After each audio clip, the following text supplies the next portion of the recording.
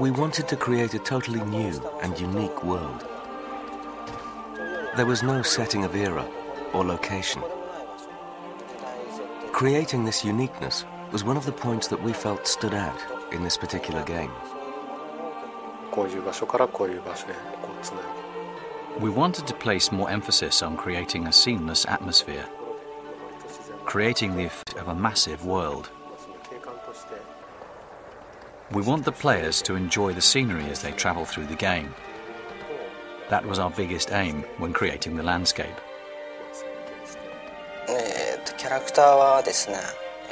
There's essentially the hero, the young boy, and the heroine. And the third character is the horse. The goal is for the hero to restore life to the heroine. They are the three main characters of the game.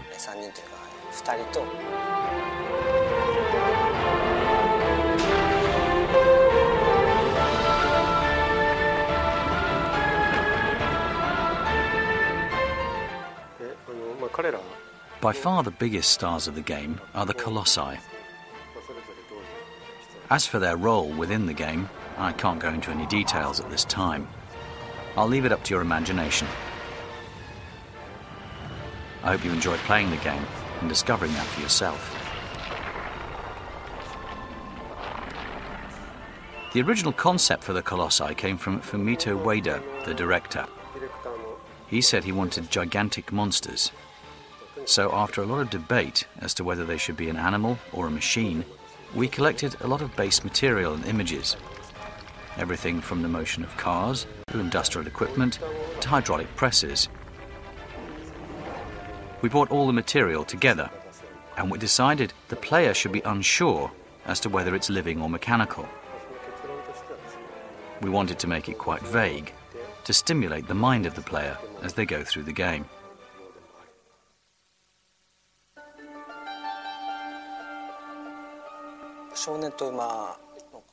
The concept came first from an on-screen perspective of the human frame and the frame of the horse, comparing different size, height, girth, and so on.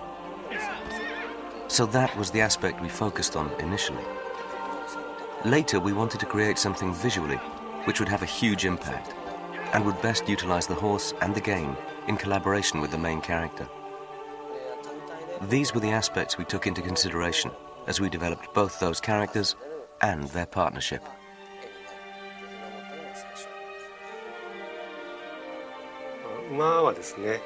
Our modeler and designer created a mock-up of the horse.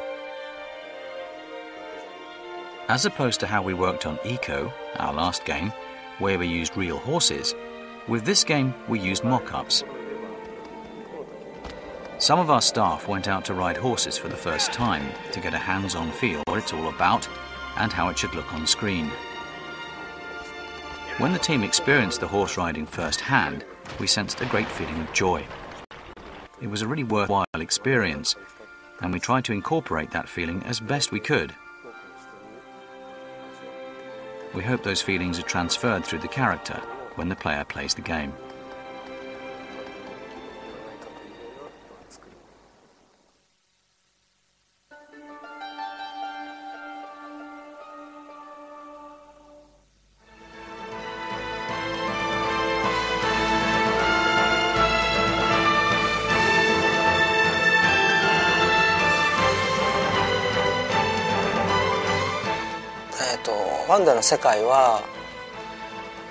The landscape of the game, in physical terms, would be comparable to somewhere like Tokyo. So the fastest mode of transport would obviously be a horse, because you can move from one area to another quickly. The landscape is vast in size, but it's all accessible on your trusty steed.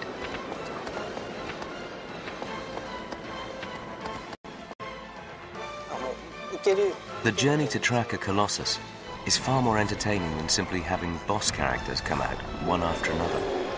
Although that form of game is and acceptable, in the environment we created, in Shadow of the Colossus, with the picturesque landscapes and so on, the intention was to incorporate the journey as part of the game to entertain a broader audience.